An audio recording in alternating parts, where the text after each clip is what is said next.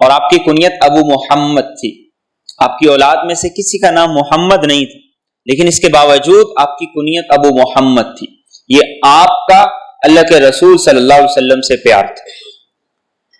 12 بیٹے تھے، 12 میں سے ایک کا نام ابو بکر تھا، ایک کا نام عمر تھا، ایک کا نام قاسم تھا، ایک کا نام عبد الرحمن تھا.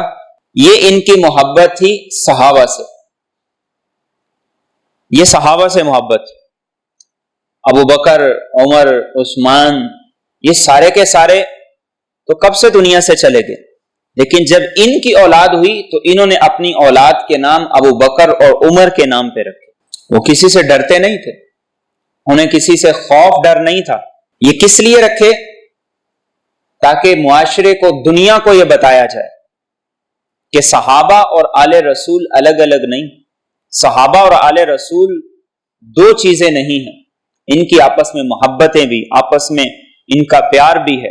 اور صحابہ بھی آل رسول سے سچی محبت رکھتے تھے. ایک دفعہ عصر کی نماز پڑھ کے حضرت ابو بکر اور حضرت علی رضی اللہ تعالی عنہما مسجد سے نکلے تو آگے بچے کھیل رہے تھے.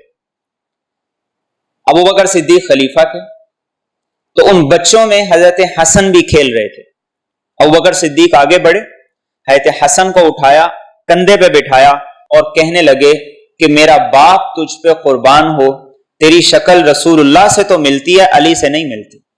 حضرت علی یہ سارے کا سارا دیکھ رہے ہیں اور مسکرا رہے ہیں.